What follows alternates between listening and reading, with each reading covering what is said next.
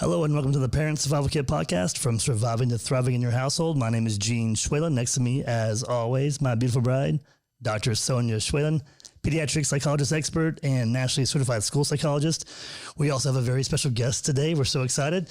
We have Gabriella Bruno. She is an LMSW. Yep.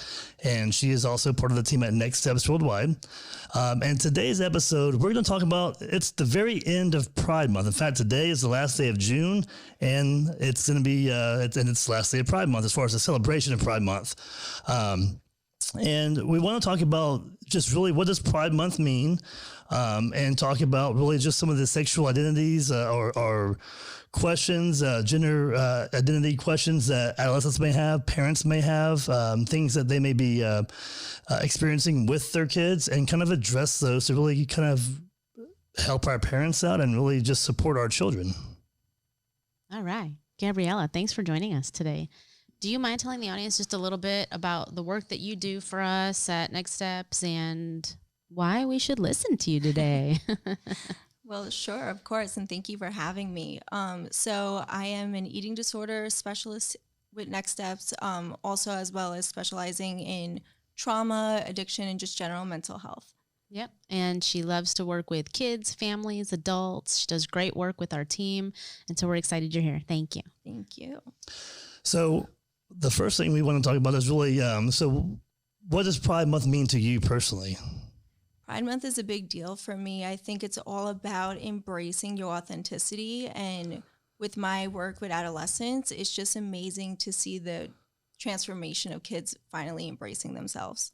Okay. No matter what. I mean, we do this work. We're not just talking about sexuality, right? When we're talking to kids about authenticity, I mean, in the Red Clinic eating disorder work, right? I mean, it's amazing to see transformation happen when clients can put aside whatever they're working through and get to the other side of it, really just truly authentic, truly honoring themselves no matter what. So it's a very special thing. Yeah. So when it comes to sexual identity and gender identity, there's a lot of, with Pride Month being here and whatnot, I mean, at the end of Pride Month, we've seen a lot of things on social media. We've even been to stores, different department stores, and you see certain sections that are dedicated to, to different rainbow colors and just really just, love and whatnot.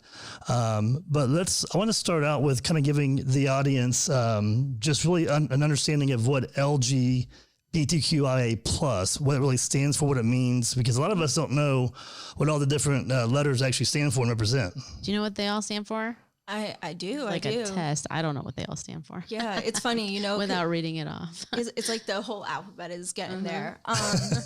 But yeah, so L is for lesbian, gay, G is for gay, then we have the B for bisexual, we have T for transgender, Q is for queer or questioning. That's been changing over the years, kind of like the verbiage. I is for intersex.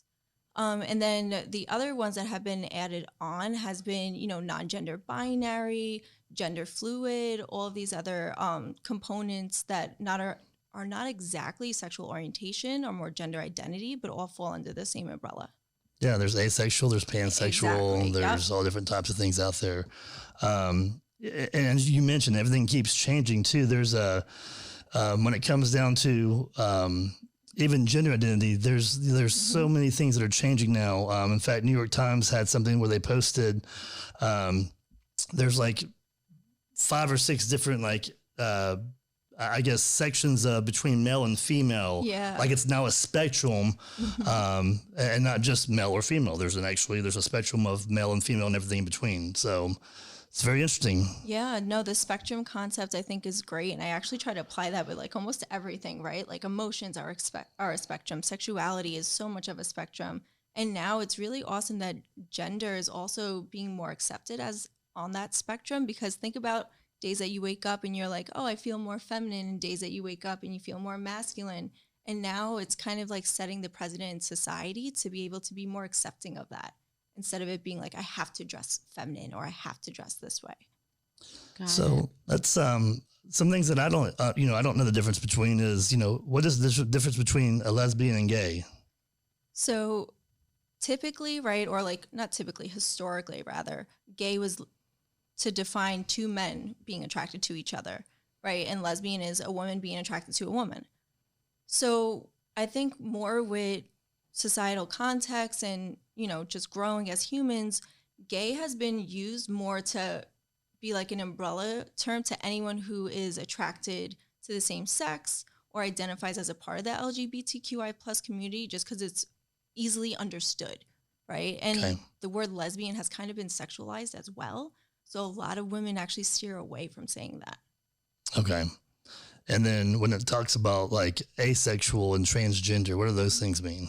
So asexual is more of like a, not complicated, but like just more of like they are more attracted towards them, not themselves, but like they don't have really sexual attraction towards others. So that one's really hard for them to identify. They tend to go through a lot more like struggle because they're kind of just like, what's happening? Because they don't have like that sexual urge towards others, or it's very, very selective and seldom. Where transgender is you identifying as the opposite sex as what you were born. Is that what you asked for transgender, or did you say pansexual? Transgender. Oh, I'm sorry. Okay. So when it comes to transgender, is that like where gender dysphoria actually starts, or is that like is gender dysphoria like the start of transgender? Well, first of all, let's back up and define gender dysphoria for our parents, because all these terms are really confusing, right? And we know that we need to like remember that we just got to get back to the basics. Yeah. So what's gender dysphoria? So gender dysphoria typically is when you kind of look in the mirror and you're like, okay, I know I was born female, right? But you look in the mirror and you're kind of like, that's not right, right? Or you start to like kind of place that image of like, I shouldn't have these body parts. I shouldn't have this anatomy. And so that's where that gender dysphoria comes, because it's like you're genuinely not seeing or perceptive towards what is physically there. Okay. So it's like the feeling or emotional or psychological identity that is different than what you're really born as biologically. Exactly. And just to, something that I researched also, like, and this was through Psychology Today, it shows that early onset gender dysphoria involves some distress over their sex that begins in early childhood as young as 2 to 4 years old. So it starts at a very, very young age. Now, it did go on to say that a small number of children with gender dysphoria will continue to have symptoms in later adolescence or adulthood. So a lot of the kids that have that early on don't have those symptoms as they continue to grow and develop. But there's going to be also obviously a number of kids that do. Yeah, you have to think like that age group 2 to 4, right? That's really when they start exploring who they are, like their physical anatomy. There's a lot of like just normative physical, psychological, development happening there. And so to add the gender dysphoria, that really kind of showcases that like this is real for them. Now, what I want to add is kind of something we were talking about before we even started this episode is for parents. And I know we're going to get there. We're going to go into like, parents, here's how you can address this if these topics ever come up with your kids. But one of the things I want to add, just because we're on this, is, just the other day, we had a child in clinic, very young child who is is having a lot of gender dysphoria. And parents are super open. They're trying not to do anything wrong to mess up their relationship with their child, which is rare. We don't really see that. We really see more times like parents responding in fear and judgmental and things like that, which we'll get to. But what we were talking about earlier was, it's important to talk to your kids, even at ages 2, 3, and 4, about body parts and, what boys have and what girls have and things like that. Because if they have language and narrative to understand all this, right, then they're much more likely to be able to navigate their own awareness of things. They don't have a way to even think about this stuff, right? It can become very confusing. So you're going to hear on this episode today, just a common theme is going to be open communication, non-judgmental, safe spaces, not being afraid to go there and having these discussions. Because I know so many parents, even at the age of 2 and 3, are like refusing to use anatomy words. Mm-hmm. Well, there's a lot of shame that maybe the parents went through at a very young age too, as they were growing up. There's so many things that go into that, but I think what's really important for parents to understand is that they have to create a safe place of communication for their children, no matter what it is, no matter what the kid's going through, because kids go through all kinds of things, even outside gender identity or sexual identity. There's all kinds of things our kids are going to come across in their lives, and we have to be there to have an open, safe place for them to communicate. And as you said, it starts at a very young age. And we've done this. We've done it with all of our kids, but teaching the body parts, what the function is, what it means and whatnot, because having that language is so crucial. Plus, they don't have any shame anymore, and they have a safe place, so that if they do feel like there's some feelings of like, I don't know if this feels right or whatnot, that can come out very early on, which is also can be more important too, or can definitely be beneficial. And then they're going to talk to you about it. Yes. Right. Because you've already established we can talk about anything. I think really quick before we jump into some of the real things that we really need to discuss on this episode, I think it's really important to let parents know that it's okay to have fear. Yeah. When these things are coming out, it's okay to, a lot of times parents will feel like it's their fault. They did something wrong, and you didn't do anything wrong at all. So it's not on you. So if you, and one thing that I also want to communicate is, parents, it may not sit right because you have these plans and these hopes and these dreams for your kid to be a certain way. And that may look different down the road than what you expected. But one thing we talk about, even when kids share anything, you've got to really be really intentional about holding back your reactions, your expressions, your facial expressions, everything else. If you have to just excuse yourself for a moment and go to the bedroom and do all that, be like Dr. Schwalen says, you're a duck underneath the water. Your feet are going 1,000 miles a minute, but on top you're calm and cool. It's really important not to show a lot of emotion to your kids initially until it can really be positive emotions for them. All right. What other questions do you have? What other terms are we defining? Because we got sidetracked a little bit. A little bit. Pansexual. I have no idea what pansexual is. So pansexual is less about the gender and more about just like the authentic connection between the person. So that means the person could be male, female, transgender, non-gender, binary, all that. It's really about that emotional and physical connection that person feels towards the other. Okay. And then I guess it comes down to, I think a lot of the things, and one reason why we have Pride Month, the Stonewall riots and whatnot years ago, which kind of really started that was the beginning of Pride Month. Yeah. There was always this perception of people who were gay, and back in the day, there's like slang words, but in queer, I think was actually one of them, but it's part of the actual. They reclaimed it. So what is the difference between gay and queer? Because, a lot of us think of it as the same, right? Yeah. So queer is just, like I said before, like another umbrella term. Everybody who's a part of like that alphabet could identify as queer. Sorry. Okay. Yeah. Anybody who identifies as part of LGBTQI plus community could also use the word queer. However, in more recent years, it's been less and less used. Okay. And then when it comes down to intersex, what is intersex? So intersex means that you're born with the anatomy of both genders, but one is not fully developed. And so it's kind of up to that person of how they're going to identify in terms of gender. And a lot of times that's actually the decision is made for them at birth, where now, because there's more awareness around it, people are being able to reclaim that and figure out who they want to be and what they identify as. Okay.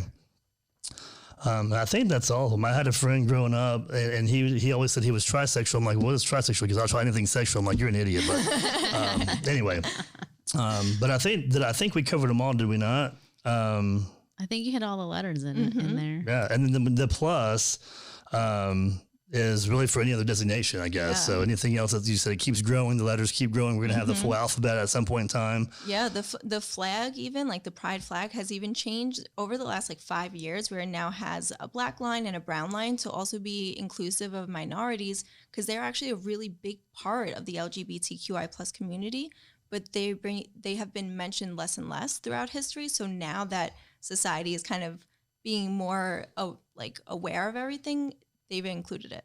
Okay. So I guess the next place I'd kind of want to go as a parent myself is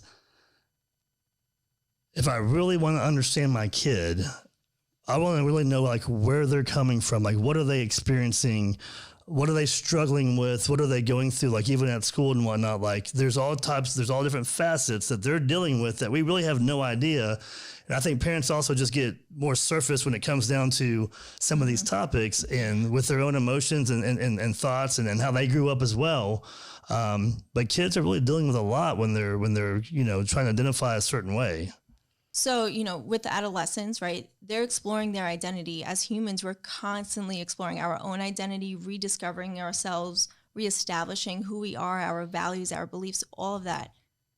They're teenagers. They're going through hormonal changes, which is they're just trying to figure out who it's towards. Sure. And I love that you said that. Like as human beings, we're constantly discovering our identities. So for parents, right? Just think about when you became a parent. That was an entirely new identity you had to explore and figure out for yourself.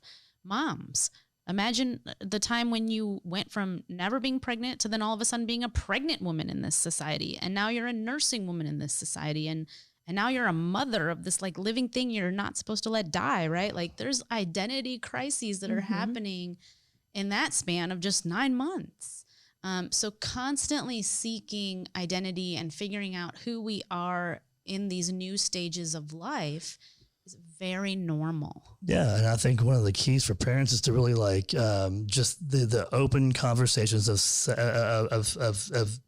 sex and what hormones are and whatnot, because different kids experience them at different times, 100%, and there can be a lot of factors behind that too that you may not see as a parent. But if you're in constant communication with your kids, you see this more and more. But having discussions about sex and what it means, and actually just trying to guide them and lead them in, what your beliefs are in sex can definitely make a big difference. I mean, I always say talk about everything with your kids because they're going to go find information about it elsewhere, right? If you don't. And it's really nice for kids to know that their parents are a source they can trust and go to and feel safe. So they don't have to go search for answers in other places where you may not want them getting the answers. And kids are always exploring. I mean, they're exploring all types of things out there, and they may explore something. They say, well, that's not for me. They may even try it for a day or two or 10 or a couple of weeks or even a couple of years, whatever it is, but they're exploring different things and they're going to find their path ultimately. We're there to lead them and guide them the best way we possibly can, but more importantly, just love them and let them know that they are loved. And one thing I tell parents and as a coach, and this is a completely like different type of topic when it comes to identity, but, I've coached kids of different backgrounds, different cultures, different races, different religions. And I've always had a Christ-centered concept when I've coached all my teams, and everyone is aware of that in the beginning before they even sign on. But one thing when I talk about identity is because some kids struggle even with, I had one kid that struggled with his weight. He was really overweight and he got bullied at school because of his weight. And I said, he was identifying himself as being overweight. I said, you're not overweight. You're a child of God. You're beautiful. You're made in the image of God. So I think with parents too, we can really help our kids understand more of, what is your ultimate, your true, your higher identity? What is that really? Yeah, I mean, we don't walk around just as a sexual orientation, right? We're like whole human beings. Right. So when a kid comes out to their parent and even just says, like, I'm questioning myself, I'm questioning that I'm attracted to this person or this gender, right? And parents get so scared and worried because, of course, it's alarming. But at the same time, like, they're exploring so many different things, and there's so much more than just a sexual orientation. So are the parents, right? Like, there's so much more than just a mom or a dad. They're a whole human. Right. Yeah. And I think, I want you to actually drive your point home because I don't know that it came across. The thing about being an adolescent going through puberty and being hormonal. So part of the identity seeking, because they're hormonal. They're exploring their whole identity. They're trying to figure out who they are. One concept of that is their sexual orientation. So their hormones are intensifying all of their reactions, all of their experiences, which is why, it may seem like do or die at that point. But the reality is, like, they may try out all different types of sexual orientations until they find one that really aligns with who they are. And that's perfecally okay. Right. And that's why your friend said he was trisexual or whatever he said. Try anything sexual. There you go. Try them all out. And that's, and just to be clear, I mean, for everyone just to really understand, and we all know this, but we don't always think about this, especially when we're involved in the situation, but we're all sexual. We were all made sexual. And so that's where, again, where the education comes in and having conversations and being open with our kids, and talking about really what we feel to be our morals towards sex, because depending on what our religious beliefs are and how we're raised and how we want to raise our kids, you can be whatever you are. You're going to be your authentic self. We're all made in the image of God, but we're all loved. And that's really where the fruit of the spirits come in, really. I mean, we're supposed to lead no matter what with love and peace and joy and kindness. And that's where kids really go off the wrong path, is when they're not met with love and joy and peace and kindness and all those things. Yeah, when they're met with all the things you're not supposed to do. And I think we should talk about real life examples, right? Because we help so many families through these exact conversations in family therapy settings and parent training sessions and even individual therapy with the kids themselves. We're having these conversations. Then what not to do is proceed with judgment and unacceptance and shame. Yeah, shame. I mean, that's a really great word, right? You have to think, right? Like anytime you've ever questioned yourself, right? And big life decisions, like it was super scary for you to be able to speak that to your parent, to your role model, to your authority figure. Like that's like shaking in your boots, scary. So the fact that your kid is actually doing that, that's a big deal. That's a really big deal. That showcases their strength. At the same time, if you meet that really powerful moment with animosity or resistance or any just like kind of shame, right? That really invalidates that kid's strength.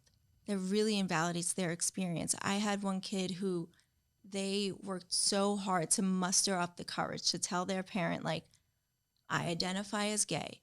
And the parent had the most just really hard reaction of incorporating their faith and saying this is against our religion. You cannot be this way. How could you? And then would backtrack and be like, okay, fine. This is just a phase. And then asking them can you just not have these thoughts? Can you just not have these thoughts? You're too young, right? That's the other big one, right? Because especially when a kid's 12, 13 and they come at you and say hey, I'm bisexual. The first thing a parent does is going to be rolling their eyes okay, anything else? Yeah, well, and when you talk to anybody, when you meet a kid if you have, your religious beliefs that you're trying to, preach to your kids. I mean, if you come with them with religious legalism, it's never about the act anyway. It's always about the relationship. So when you're speaking of God, it's about the relationship with God, not the acts that makes him love you or not love you, because he's going to love us no matter what.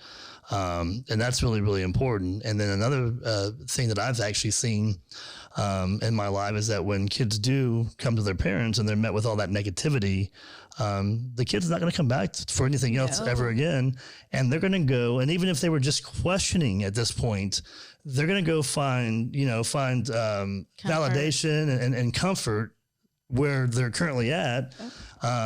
It's like Romeo and Juliet, right? You meet them with all this harshness, so they go run into the arms of the one that will accept them. Yeah, and that one wins. And then it's us against the world, right? That's exactly right. Yeah, it creates so much conflict within that family dynamic, and unfortunately, that conflict comes with some real consequences for the kid. And there's really high rates of suicide, especially with transgender kids, right? There is a percentage 35 to 69% of suicide ideation for a kid who identifies as transgendered and is not accepted or supported. And we're talking about even a minimal way of just validating their pronouns, right? Increased risk of suicide. That's scary. That's intimidating. And it's not meant to put fear on the parent, but it's just meant to encourage a parent of you don't have to be accepting. You don't have to be fully supportive in the sense of all right, I'm going to embrace this, but to have an understanding and respect for your kid, because they're still your kid. They didn't change.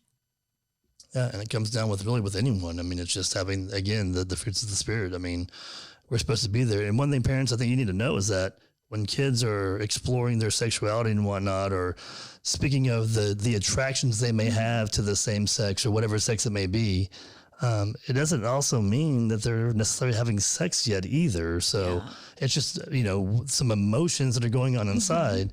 And we definitely don't want to combat those emotions with high negative emotions in response. No, I agree. I mean, it's making me think right now of our 3-year-old. He'll say, Mama, what do boys have? What do girls have? And I'll just label anatomy for him because he's asking. But he's asking, right? Because he's 3 and that's what they do. And so he knows he can come and ask a question and get an answer, and he feels safe doing that. Imagine at age 13, he comes, he says, Mama, blah, blah, blah. And I'm like, no, and it's why am I going to respond differently to him at age 13 than I am at age 3? It's got to be this like consistent, safe place to come and not make it about us. Being parents is not about us. Yeah. And then you got to look at also, when you look at parents, I mean, there's parents that, there's dads that are way more masculine than the next dad. So just comparing dads to dads, there are some dads that are very chauvinistic just based on how they were raised and whatnot. Not being negative, it's just the way that it is. And those types of things, somebody being more feminine, those can just, be things that kids see and observe and makes them more drawn somewhere else just based on what they've experienced. I mean, there's research that shows that. Well, I'm glad you said that because I think, in sessions, Gabriella and I, especially when we're working with families, I mean, I'll take time with parents and I'll say, what was your upbringing like? Help me understand you, right? Yes, we're working together with the common goal of your child, but I still need to understand y'all as people yourselves. And getting that background is so helpful because then it helps us as therapists really connect to the parents to help them get there in their journey to improving the relationship with their own child, no matter what the issues are, because parents have their own story too. Yeah, absolutely. Yeah, with that being said, working with eating disorders, right? Like that's a very fun combination, right? When a kid is questioning their sexual orientation or gender identity and they're being treated for an eating disorder or, just some severe mental health issues, right? That they needed hospitalization or high level of care. And then they come out with this and parents are like, my kid can't go through something else. And I'm like, oh, because that puts such a negative connotation on it of like, as if this is like an illness, and it's not, right? That actually showcases that your kid is trying to figure out who they are, that beyond an eating disorder, beyond mental illness, they're trying to figure out to the core, who are they? Right. And that's what we want in eating disorder treatment. We want them to ask those questions of themselves. We want them to figure out who they are in this world apart from the eating disorder in order for them to actually achieve true recovery. And so it includes every topic that goes into that umbrella of identity. Well, and just from what you mentioned, just in itself, I mean, the only thing they can't go through this now, this identity, questioning or whatnot, whatever it may be, it's coming out now because they have some mental health concerns or things they're struggling with. And most people, as you just mentioned, that especially adolescents and kids that are questioning their sexual identity or their gender identity, a lot of them are going to have or could have symptoms of depression, anxiety, based on how they're being treated at school or in society. Yeah. So there's increased rates of mental illness, of bullying, of trauma. And it's really, there was a very sad, honestly, like sad statistic that 79% of kids do not feel safe in school, do not feel that it is safe for them to be their authentic self if they identify as a part of the LGBTQI plus community. Like that's hard. That's really hard. There was another one of like an increased rate of suicide ideation and depression for anyone that identifies as gay or lesbian. And that's not even taking into the effect all the other parts of sexual identity that haven't been further researched yet. Yeah, absolutely. It is hard. I mean, for a kid to go to school, no matter how they identify, honestly, and not feel like they can even get through the day feeling safe to be there. And then with the clients that we're seeing in our clinic, sometimes they don't feel safe at home either. And so they have nowhere to turn. They end up being more isolated, more alone. And then that's, where we see the depression, the suicidal ideation increase. Yeah. Can you imagine how exhausting it is to like go through your entire day just being someone that you're not, like having to do the fake smile, having to dress a certain way, like that's mentally exhausting. And then like to get like told, like go clean up the dishes right? And then you have like this huge outbreak, this huge, argument. Like, obviously they're not reacting to you. They're mentally drained from not being able to be themselves. Yeah, that's a good point. It's like, what's the issue when the issue is not really the issue? We say that on this podcast all the time. Yeah, absolutely. With kids, there's all kinds of struggles. There's things they're experiencing and whatnot. And again, as parents, we just have to be there with open arms to embrace them and to guide them and lead them and really just let them know that they are who they are and they are loved. And I think that's a big step in the right direction, and not feeling that, we need to feel guilty for any reason. So now one thing I want to bring up, because it comes up all the time, right? And parents are listening. So what do you do when a parent comes to you, Gabriella, and says, I need you to talk the gay out of them, right? Tell them to stop doing this, right? How do you handle that? Oh, I take a deep breath. No, for real. I try to really just normalize like that it's scary for them as a parent to be experiencing this, because it is, right? The other part that I really try to get them to understand is that like they raised their kid. They know their kid. So all of those values, all of those beliefs, they may not be exactly as you said it or tried to instill it, but they're there. Your kid hasn't changed overnight. Just because they told you that they're gay doesn't mean that they're a different person than who they were the day before when they were having a cup of coffee with you. And that's like key, right? I mean, that slaps them in the face a bit. A whole lot of it. A whole lot of it. It's like, hey, you're still their mom and they're still your baby. And like, this is something that you can work through, just like you've worked through other things. Yeah. Like, I mean, I like to always present to them also like the transition of like when you first realized your kid was no longer a kid, right? Like when they became a teen, right? They started smelling, they started like having acne everywhere, developing breasts and whatnot. And you were like, whoa, what is happening here? My kid's no longer a toddler, right? Like that was an adjustment for you, but you didn't get mad at them. Right. You may have told them to shower a couple more times. So like when it comes to sexual orientation, like having the same mentality of like, this is my kid and they're growing and this is just a natural part of their life. And like you said, they're hormonal. And so this is a part of their life that right now during adolescence and early adulthood is very much on their mind. Oh, yes. Yes. Raging hormones as a teenager. Right. And so I've also heard, and I want to bring this up just because, it does come up, that parents will say, well, we went to a faith-based counselor or a Christian counselor and they refused to talk my kid out of it. I need to know where you stand on this and what you're going to do about this before we even agree to do services with you. Yeah, and what I would tell parents, I mean, those of Christian faith, is in Genesis it says, God made man, male and female. But there's so much more to the Bible and Scripture, and some of the translations we read obviously are translated in certain ways, and so we're not really reading the true translations. So I would encourage, parents to do your own research and then look at, if you're looking at certain Bible verses and you're questioning, this doesn't make sense. And it's not going to make sense sometimes because some verses say things and you're like, this can't be. And what's going on? Research, do more scripture research and figure it out. I mean, there's a lot of things out there. That's so interesting that you answered that question or like responded to that. I was just looking at you to see if you were like, if you've ever, if you could fathom that parents are saying that to us. Oh yeah. But I can. It's pretty common, to be honest. And when I, am told those things of like, this is a part of my faith and it's just, point blank, I cannot accept this. It's really hard for that kid to go through that. And I really encourage the parent to think like, this isn't an illness. This isn't like a demon or anything. They haven't been like overcome by something. This is who they are. Whether it changes, but it's not going away. Right. Yeah. And one thing I can tell parents all day long is that, there's a lot of embarrassment and I understand that there can be that because you don't know what to really feel sometimes and you don't know what other people are going to think. And, but it's not about you. It's not about pleasing somebody else either. Our focus should be on God, especially if we are of faith. That's really what we need to focus on.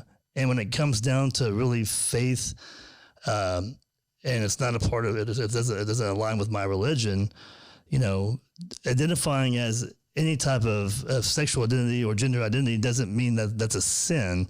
There's acts of sin, and there's, you know, things that you can identify as. Doesn't mean you're actually in sin. And, you know, again, that there's a lot of things out there in the Bible, but we're not going to go there. So the reason I brought that up is because I want to answer that question. Like when parents say that to us, you know, especially at NextSTEPS or just the kind of therapist I am in general, I'm going to say that my opinion on this has nothing to do with your child and their journey and their identity exploration, their values, who they are in this world. Or your relationship with your child. Or your relationship with your child as well. Exactly, right? My job as a therapist is to be a guide in the therapy room and help every client really just with, you know, my approach is strengths-based approach. So I'm going to see the strength in any client that I'm working with. And my hope and my prayer is that that client is able to see those strengths in themselves once the therapy journey is complete. And so as a guide through someone exploring their emotions and their thoughts, it is not my job to tell someone what to think, what to feel, or how they should live their life. Okay. It is my job if you're like at risk for dying, I'm going to be very upfront with you. You know, in eating disorder work, we do that, right? And I take that seriously. But in terms of who you are as a person in this world and where you're going next and things like that, I mean, those are identity questions that people have to really figure out on their own, right? And as therapists, we're not there to slap the gay out of someone, right? You know, and so that's not the purpose of coming to therapy. Well, I mean, if the kid's not gonna listen to the parent, the kid's not gonna listen to some therapist the parent took the kid to. I mean, let's just be honest. All you're gonna do is push them away even more. And with saying that, you know, that's going to also, again, as we talked about earlier, it's going to eliminate any communication, open communication that kids going to have with their parents. And so one thing I want to also mention is that when it comes to transgender and altering, you know, their bodies surgically or chemically in any way, kids in a lot of states can now do that on their own without parents' consent. So parents, you got to be really careful, because if you're pushing your kid away, there's some things they can go do on their own. They don't need you, even if you are their legal guardian. Yeah. So that relationship is so important. Yeah. And the reason why that has happened is because of the dramatic increase in suicide for transgender people. Like it was alarming how drastically it increased due to, you know, the denial for services. When a kid comes to you and they say like they want to start altering their body, right? There's so many different non-invasive, not like dramatic ways that they could do that. And you can encourage them to do that. Nothing is going to go wrong. Think about how many times you've worn a basketball shorts and a baggy t-shirt, right? How many times a woman has worn a sports bra, right? Nothing happened to you. You didn't think twice of it. But for that individual, that may mean the world to them to just see if this feels right. But because you're telling them it's wrong, it's going to feel more right. Right. Yeah. It's an extreme now. It's not something that you're helping them figure out. It's just a total extreme that you're forcing them to go towards. Yeah. Yeah. And they have to do it alone at that point.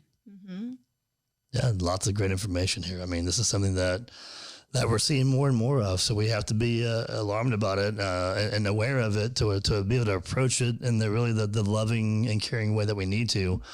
Because even if it's not your kid, it can be one of their friends. And how do you respond to that relationship with that kid and worry maybe are they going to like, is it contagious? They're going to rub off on my kid and things like that. I mean, there's so many thoughts. I've heard that so many times. What's that movie at Buyers Club? Yes, the Dallas Buyers Club. Dallas Buyers Club, you know, and, you know, he had friends that thought that was contagious, you know. Yeah, and that was because of the 70s and the huge HIV/AIDS epidemic. And that was because people who were gay, people who identified as queer were being denied medical services. And because it was kept so hush-hush and secretive, so many negative consequences to it. Like if that isn't like history's lesson for us, right? Of like, you don't have to be accepting of it, but just be open-minded towards it is everything. And that's key too. We're not telling parents to sit here and accept anything. Yeah. We're saying there's a way to approach this with an open mind so you don't scare your child away. Well, I mean, even like the word accept, I mean, I would say I would still accept my child, even if I didn't agree with their identity, you know, because it comes down to politics too. I mean, you know, you got family members being families being torn apart because of politics these days. And it always has been, but you see it even more these days. And someone's identifying as Democratic or Republican. I mean, it's the same thing. I mean, you don't have to, you know, agree with them, but you still accept them as who they are as a person. There's somebody that, you know, that needs to be loved and cherished. So yeah, they're still your child at the end of the day. They're just your child. They're still that loved one that you watched grow up and watch TV and eat Cheerios and all those like cute little moments just because they're now being brave enough to tell you, like, I think I'm attracted to this person. That shows that you're raising them to believe in themselves. And you've raised them to come talk to you. Yeah. Absolutely. Anything else you want to cover today while we have the audience? I think we covered a lot today. This was a important podcast today, I think. Yeah, absolutely. And parents, if you have questions, definitely put some comments in there. We can definitely have follow-up episodes, and we can also respond to questions you may have as well. But until next week, thank you for joining the Parent Survival Kit podcast from Surviving to Thriving in your household. Gabriella, thanks so much for joining us, and we'll see you guys next week.